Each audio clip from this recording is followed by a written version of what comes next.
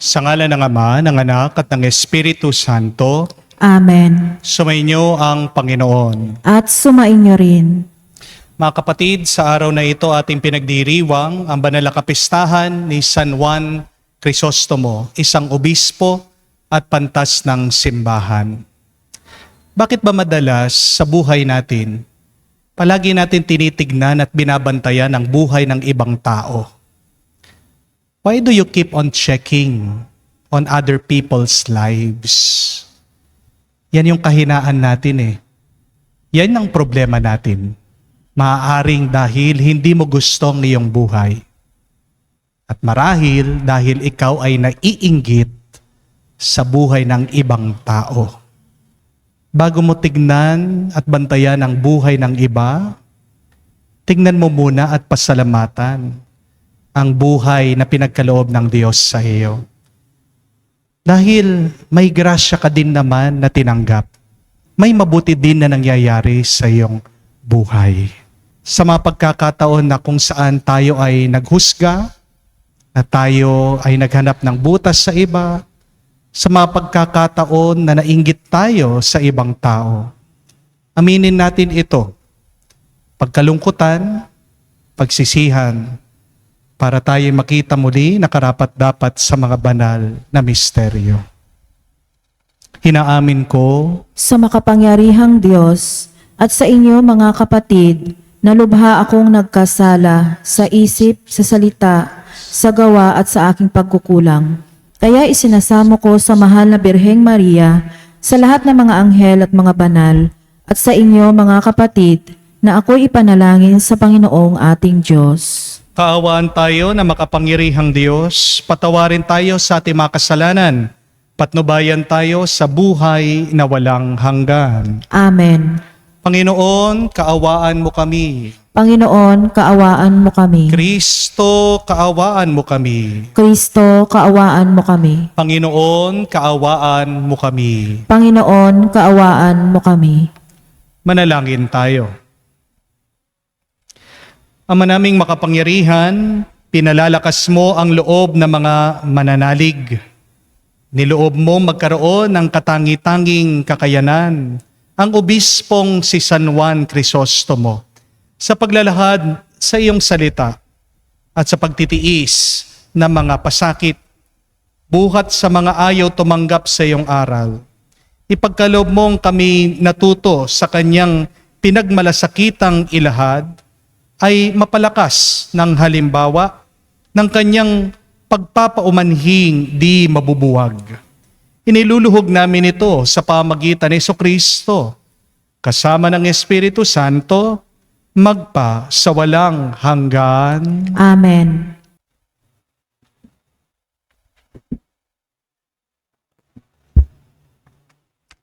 Pagbasa mula sa unang sulat ni Apostol San Pablo sa mga taga-Korinto. Mga kapatid, hindi ngayo't nangangaral ako ng mabuting balita ay maaari na akong magmalaki. Iyan ang tungkuling inaatang sa akin. Sa aba ko, kung hindi ko ipangaral ang mabuting balita. Kung ginagawa ko ito sa sarili kong kalooban, ako may gantimpalang hihintayin. Ngunit ginagawa ko ito bilang pagtupad sa tungkulin, sapagkat ito'y ipinagkatiwala sa akin. Ano ngayon ang aking gantimpala? Ang maipangaral ko ng walang bayad ang mabuting balita, at ang di ko pagkuha ng nauukol sa akin bilang tagapangaral. Malaya ako at di alipin ninuman. Ngunit napaalipin ako sa lahat upang makahikayat ako ng lalong marami. Ako'y nakibagay sa lahat ng tao upang ang ilan man lamang ay mailigtas ko, kahit sa anong paraan. Ginagawa ko ang lahat ng ito alang-alang sa mabuting balita, upang makibahagi ako sa mga pagpapala nito. Alam ninyo na ang mga kasali sa takbuhan ay tumatakbong lahat. Ngunit isa lamang ang nagkakamit ng gantimpala. Kaya pagbutihan ninyo ang pagtakbo upang kamtan ninyo ang gantimpala. Lahat ng manlalarong nagsasanay ay nagpipigil sa sarili sa lahat ng bagay upang magkamit ng isang putong na panandalian lamang. Ngunit ang putong na hinahangad natin ay panghabang panahon. Kaya ako'y tumatakbo patungo sa isang tiyak na hangganan at hindi ako sumusuntok sa hangin. Pinahihirapan ko ang aking katawan at sinusupil ang sarili. Baka pagkatapos kong mangaral sa iba, ay ako naman ang itakwil, ang salita ng Diyos. Salamat sa Diyos. Ang templo mo'y aking mahal, Diyos na makapangyarihan. Ang templo mo'y aking mahal, Diyos na makapangyarihan. Nasasabik ang lingkod mong sa patsyo mo ay pumasok. Ang buo kong pagkatao'y umaawit na may lugod. Sa masayang pag-awit ko, pinupuri buhay na Diyos. Ang templo mo'y aking mahal, Diyos na makapangyarihan. Panginoon, sa templo mo mga maya'y nagpupugad. Maging ibong layang-laya sa templo mo'y nagagalak. May inakay na kalinga sa tabi ng iyong altar. O poon, hari namin at Diyos na walang kupas. Ang templo mo'y aking mahal, Diyos na makapangyarihan. Mapalad na masasabi, silang dooy tumatahan. At palaging umaawit, nagpupuring walang hanggan. Ang sa iyo'y umaasay masasabing mapalad din. Silang mga naghahangad na sa siyo'y makarating. Ang templo mo'y aking mahal, Diyos na makapangyarihan. Ikaw ang haring dakila, ang tunay naming sanggalang. Kami pinagpapala mo sa pag-ibig mo at dangal. Hindi siya nagkakait ng mabuting mga bagay. Sa sino mang ang gawain ay matuwid at marangal. Ang templo mo'y aking mahal, Diyos na makapangyarihan.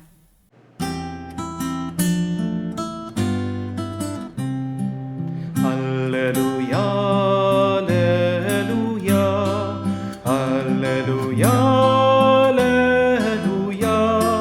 alleluia,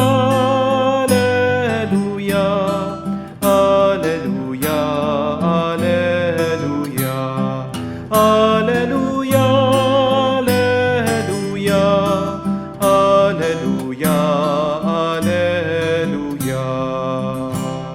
Amang Diyos ni Jesucristo, ang salita mo'y totoo, kami ay pabanalin mo.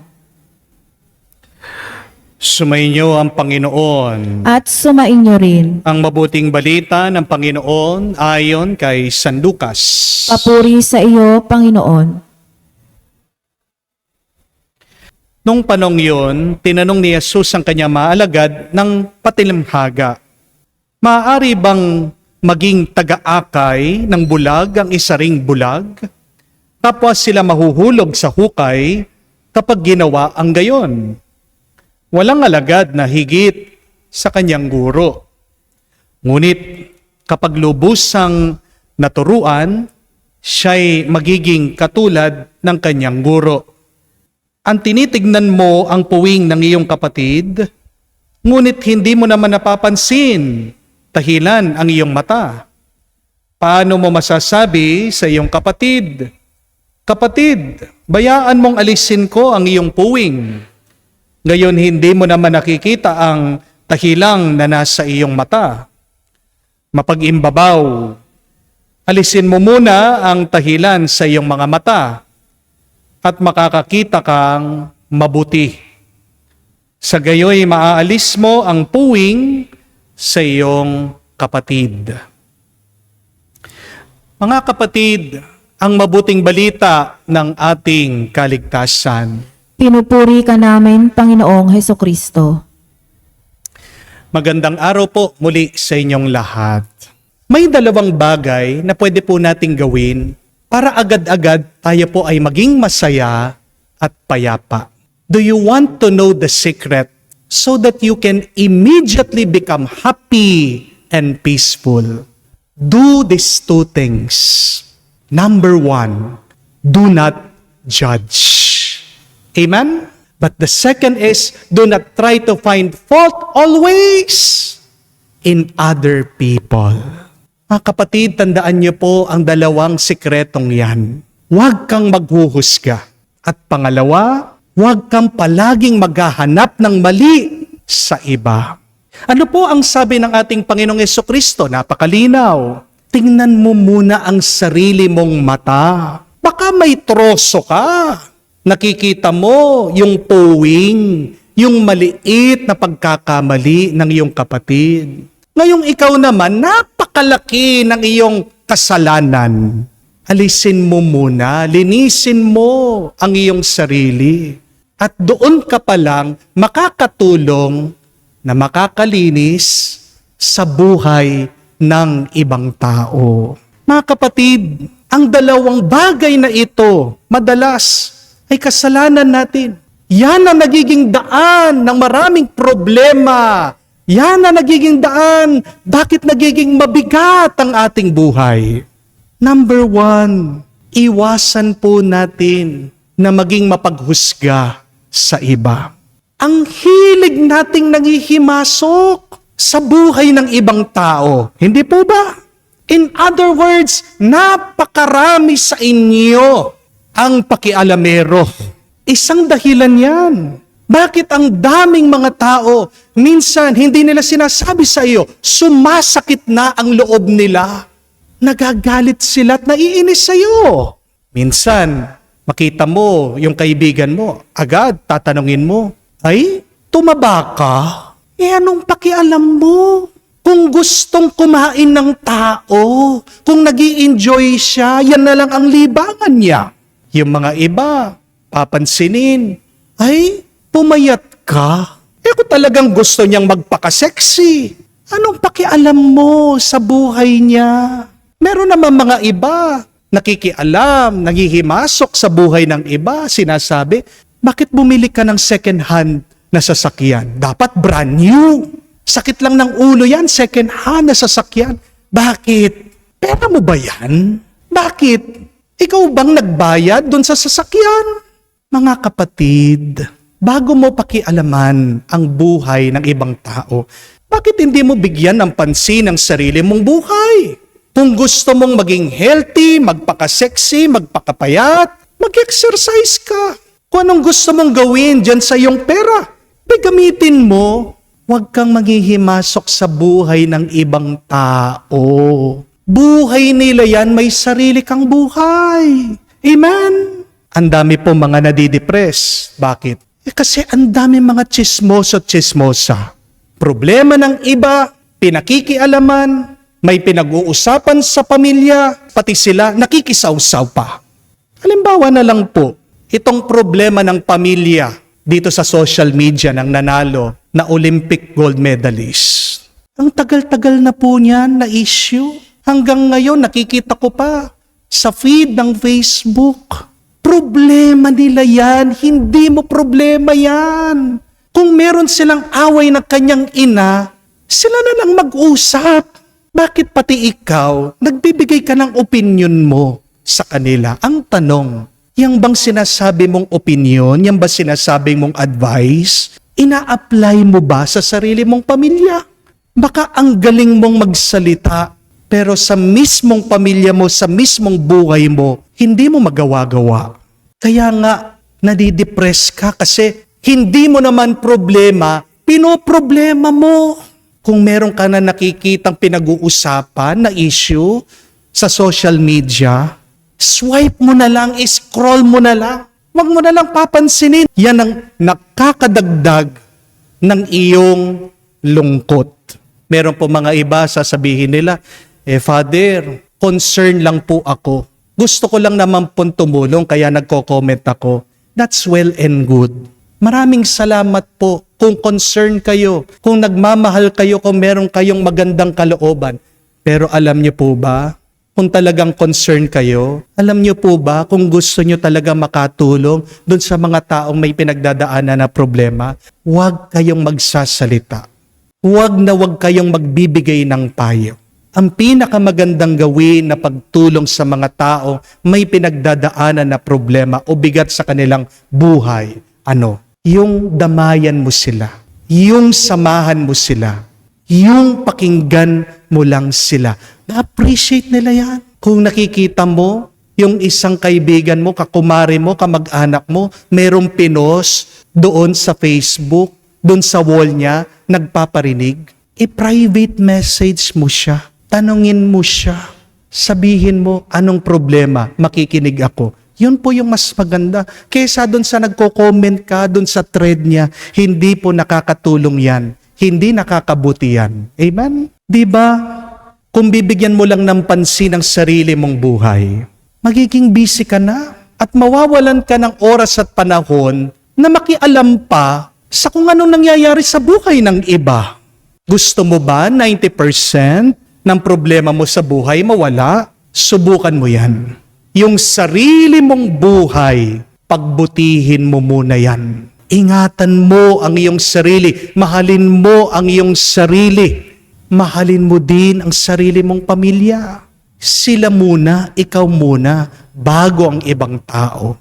Amen? Pero pangalawa, kasalanan din po natin. Iwasan natin palaging maghanap ng mali, ng hindi tama, ng butas sa buhay ng ibang tao. Ang dami po mga misis, yan ang kanilang pagkukulang. Palagi na lang binabantayan ang kanilang mga mister. Tinitignan kung sila ba'y nangangaliwa, kung meron ba silang kulasisi. Palaging tinatawagan yung kanilang mister dun sa kanilang trabaho, every 5 minutes, 15 minutes, tinatanong kung ano bang ginagawa nila. Pag ayaw sumagot sa cellphone, nag-iinit agad ang ulo, naiinis agad ang misis, pati yung mga katrabaho ng mister, ginugulo. Tinatawagan. Minsan, pag mag-CCR yung mister, agad, kukunin yung cellphone, kakalkalin na, i-check na, titignan, baka meron ng ka-text. Pag hindi pa nakontento, yung mga iba, nag-hire pa ng private investigator. O kaya sila mismo, sumasakay ng taxi, sinusundan, tinitingnan, ano bang ginagawa? Mga kapatid, mga misis, tanong ko po sa inyo, masaya ba kayo na ganyan yung ginagawa nyo sa inyong mga mister? Sagutin nyo po, natutuwa ba kayo sa palagi nyong binabantayan, tinitignan, kung sila ba ay nagkakasala, kung sila ba ay nangangaliwa sa inyo? Sigurado ko po, hindi kayo masaya. Di ba? Kung mahal ka ng tao, ang palagi mong makikita sa kanya ay yung tama niyang ginagawa. Amen? Kung mahal mo ang isang tao, kung magkamali man ng taong yan, papatawarin at papatawarin kanya. Father, kung talaga nangangaliwa, problema niya yan. Kung kutob mo, pinagpapalit ka niya, kung kutob mo, meron siyang ginagawa na patago, pagdasal mo siya. Itaas mo siya sa Diyos, ipanalangin mo siya. Kasi hindi nakakatulong yung pinupulis mo ang iyong asawa. Amen? Kung man pagtaksilan ka ng iyong mister, kung man ayaw ka ng isang tao, ang tanong, bakit kaya niya ginagawa yon? Ang sagot ko po, hindi ko alam. Siya lang ang makakasagot niyan. Mabuti niyong gawin, tanungin niyo siya. Amen? Kesa sa palagi mo na lang hinahanapan ng mali ang taong yan.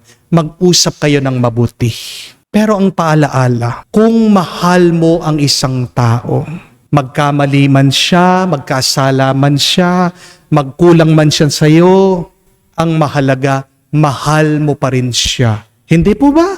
My dear friends, there will always be two choices in our life. The first choice is you can be the person who looks at the soil and only sees that it is dirty. But second, you can choose to become the person who looks at the soil and finds gold. Yan po yung dalawang pwede natin piliin sa buhay. Sinong gusto mong maging? Yung tao na palaging nakatingin sa lupa at nakikita madumi? O yung tao na kahit na tumitingin siya sa lupa, ang nakikita niya, may ginto dito. Hindi ka makakahanap ng ginto sa dumi.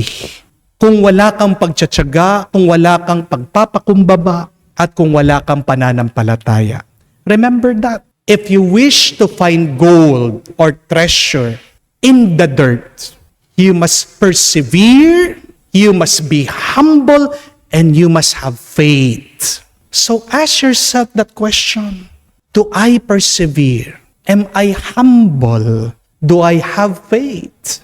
Dahil kung palagi kang sumusuko, kung meron kang pride, mapagmataas ka, at kung palagi kang nagdududa sa buhay mo, anong palagi mo makikita? Yung mali, yung pangit, yung negatibo.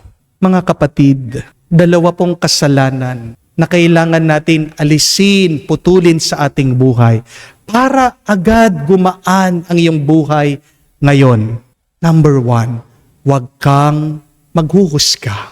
Number 2, huwag kang palaging maghahanap ng mali sa ibang tao. Maging kamukha tayo ni Jesus. Hanapin natin palagi nasaan ang grasya ng Diyos sa ating buhay. Pagkagulo-gulo man ng iyong buhay, may nilagay na grasya ang Diyos diyan sa iyo. Kapag nakita natin ang mabuting grasya ng Diyos sa ating buhay, pinagpala ka. Palagi kang magpasalamat sa Diyos. Amen.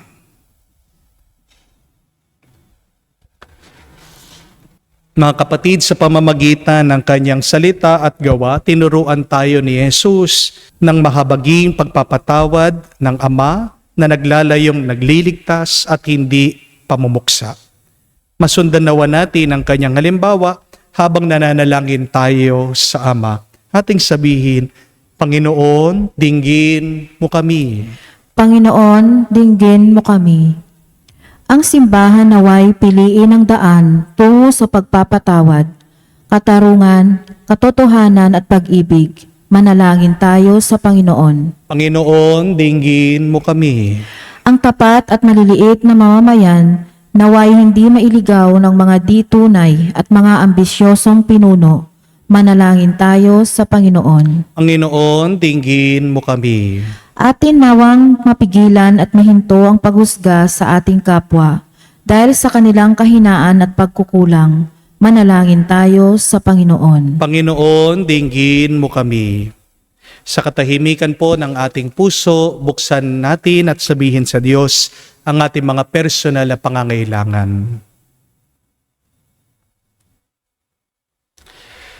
Panginoon, buksan mo ang mga mata ng lahat ng tao na nawalay na sa landas ng buhay.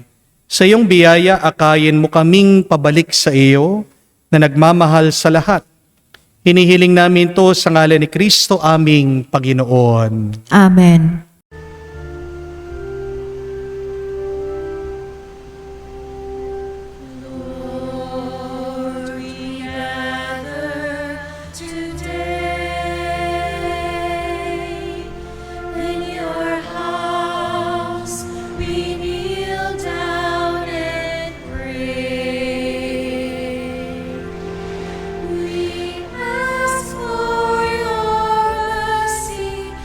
As we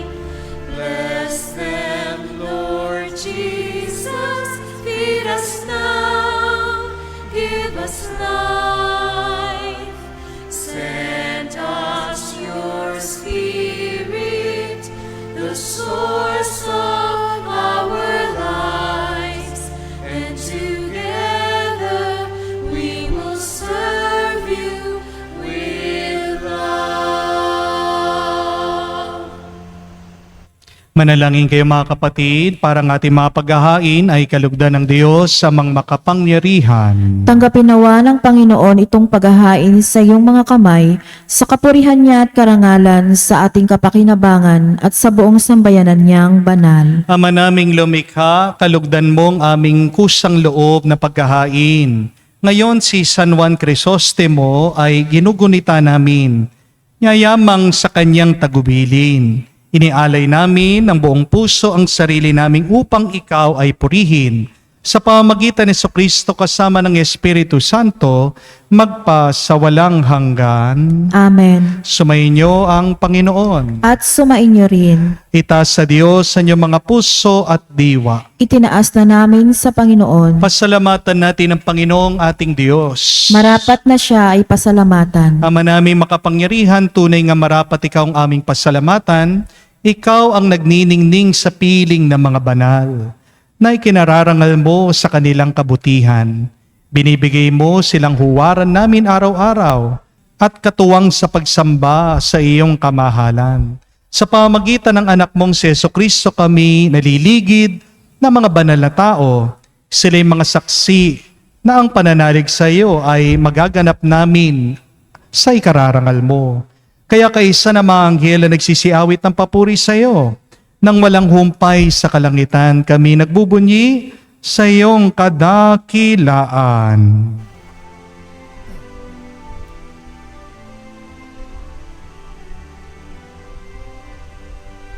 Santo, Santo, Santo, Panginoong Diyos ng mga hukbo, napupuno ang langit at lupa ng kadakilaan mo. Hosana, Hosana, sa kaitaasan, pinagpala ang naparirito sa ngalan ng Panginoon. Hosana, Hosana, sa kaitaasan. Hosana, Hosana, sa kaitaasan.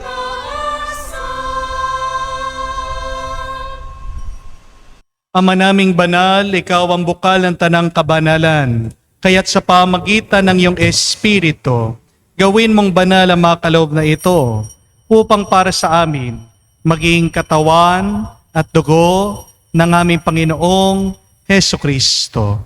Bago niya pinagtiis ang kusang loob na maging handog, hinawakan niyang tinapay, pinasalamatan kanya, pinaghati-hati niya iyon, inabot sa kanya malagad at sinabi, tanggapin ninyong lahat ito at kanin.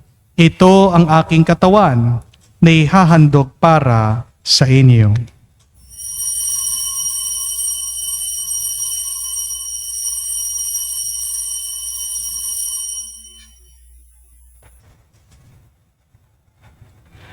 Gayon din naman na matapos ang hapunan, hinawakan niyang kalis, muli kanyang pinasalamatan. Inabot niyang kalis sa kanya malagad at sinabi, tanggapin ninyong lahat ito at inumin. Itong kalis ng aking dugo, ng bago at walang hanggan tipan. Ang aking dugo na ibubuhos para sa inyo at para sa lahat sa ipagpapatawad ng mga kasalanan. Gawin ninyo ito sa pag-alaala sa akin.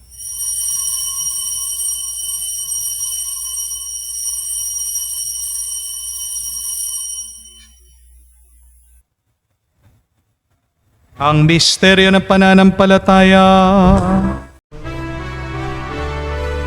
Aming ipinahayag na namatay ang iyong anak, nabuhay bilang Mesiyas at magbabalik sa wakas para mahayag sa lahat. Ama, ginagawa namin ngayon ang pag-alaala sa pagkamatay, muling pagkabuhay ng iyong anak. Kaya tinialay namin sa iyo ang tinapay na nagbibigay buhay at ang kalis na nagkakaloob ng kaligtasan. Kami nagpapasalamat dahil kami iyong minarapat na tumayo sa harap mo para maglingkod sa iyo.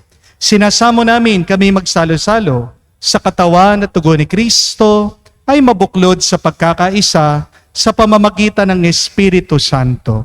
Kamalingapin mong iyong simbahan, laganap sa buong daigdig. Puspusin mo kami sa pag-ibig. Kaysa ni Francesco ang aming Papa, Florentino aming Arsobispo, at ng Tanang Kaparian. Alalahanin mo rin ang aming mga kapatid na nahimlay at may pag-asang muling mabubuhay. Ngayon din lahat ng mga pumanaw, kawan mo't sila't patuloyin sa iyong kaliwanagan. Kawan mo't pagindapatin kaming lahat na makasalo sa iyong buhay na walang wakas. Kaisa na mahal na Birhen Maria, Ina ng Diyos. Kaisa ni San Jose, ang kanyang maligayang esposo. Kaisa ng mga apostol at lahat ng mga banal, si San Juan Crisostomo na namuhay dito sa daigdig na kalugod-lugod sa iyo. May pagdiwang nawa namin ang pagpupuri sa kararangal mo sa pamamagitan ng iyong anak aming Panginoong Heso Kristo.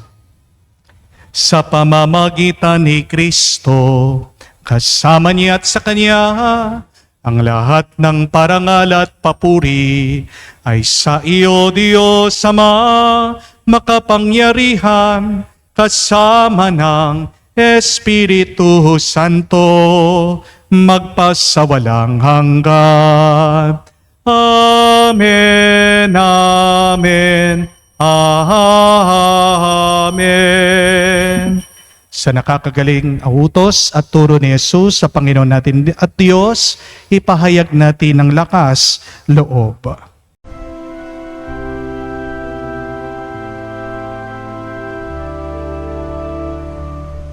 Ama namin, sumasalangit ka, sambahin ang ngalan mo, mapasa amin ang kaharian mo, sundin ang loob mo dito sa lupa para nang sa langit. Bigyan mo kami ngayon ng aming kakanin sa araw-araw,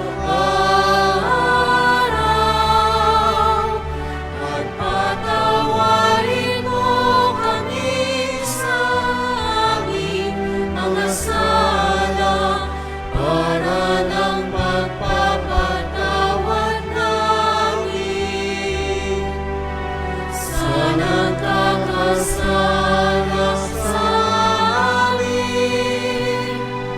At huwag mo kami ipahintulot sa tukso, at iadya mo kami sa lahat ng masama.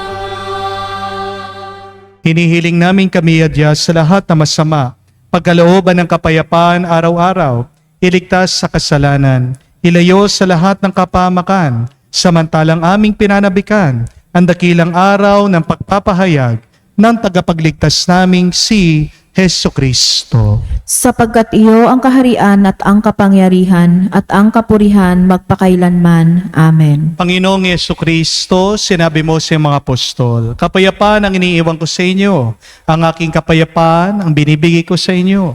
Tunghayan mo ang aming pananampalataya at huwag ang aming pagkakasala.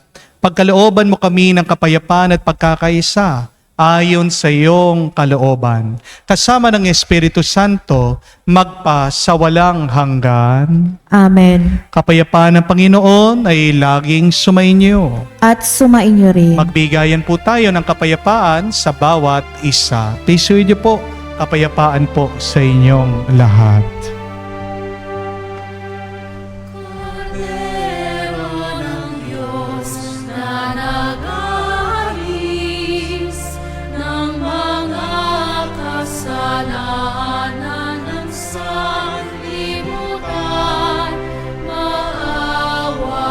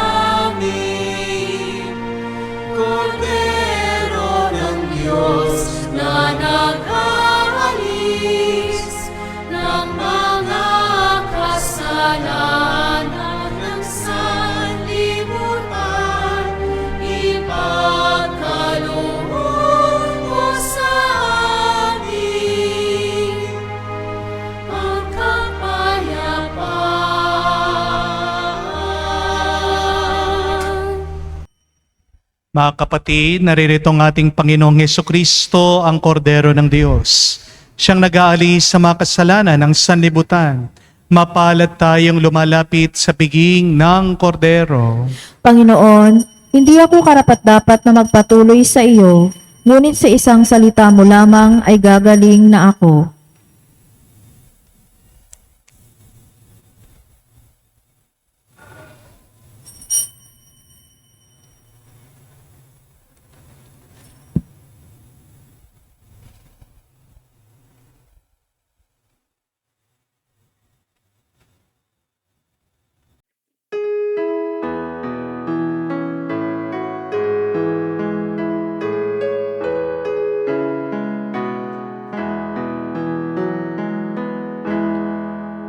Tinanggap ko ang buhay na Diyos, puso ko ay nakalahak.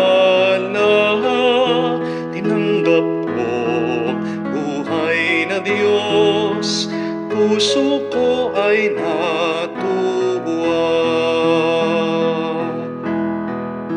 Tinapay siya ng buhay, hinati at binigay para mangbigay buhay. Huwag mangamba kailanman. Tinanggap ko buhay na Diyos, puso ko ay nakalahak. Tinanggap ko buhay na Diyos, puso ko ay natuwa. Manalangin tayo. Ama naming mapagmahal, ang pagsasalo namin sa banal na pakikinabang ay mapagtibay nawa sa amin ng iyong pagmamahal at magdulot ng iba yung katapatan sa paglalahad namin sa iyong katotohanan sa pamagitan ni Kristo kasama ng Espiritu Santo magpa sa walang hanggan. Amen. Huwag kang maghusga, huwag kang palaging maghanap ng mali o hindi tama sa iba. Hindi ibig sabihin yan na hindi na natin dapat ituwid ang pagkakamali ng iba. Balikan niyo ang turo ng ating Panginoon, napakalinaw. Sabi niya, bago mo alisin ang puwing sa mata ng iba, tignan mo muna ang troso na nandiyan sa iyong mga mata. Ibig sabihin, aalisin mo pa rin naman yung mali. Tutulong ka pa rin naman para maituwid yung buhay ng iba. Pero bago mo gawin yon, ituwid mo muna ang sarili mong buhay. Kailangan araw-araw tumingin tayo sa salamin. Napakaganda po nung nabasa ko, sabi niya, life is a mirror. If you smile at life, life will smile back at you. Bakit kaya negatibo yung iyong nakikita, nararanasan? Baka naman negatibo ang iyong pinapakita. Napakaganda na para sa ating assignment, tignan natin ang sarili natin sa salamin. At maging tapat tayo, maging totoo tayo. Ano bang kailangan kong ayusin sa aking sarili? Ano ba ang aking mga pagkakamali? How can I improve myself more? Bigyan niyo po ng oras at panahon ang iyong sarili bago kayo manghimasok at makialam sa buhay ng iba. Sa sarili mo pa lang, mauubos na ang iyong oras at hindi ka magkakaroon ng panahon para maghusga at para maghanap ng mali sa iba. Harinawa ay maging mas mabuti at banal tayo at maging pagnanais natin na mailapit natin ang ating mga kapatid at minamahal sa Diyos. Sumayin niyo ang Panginoon. At sumain niyo rin. Kayo ay basbasan ng Diyos makapangyarihan sa lahat, sa ngalan ng Ama, ng Anak, ng Espiritu Santo. Amen. Ang ating misa ay natapos na. Humayo kayo sa kapayapaan ni Kristo. Salamat sa Diyos.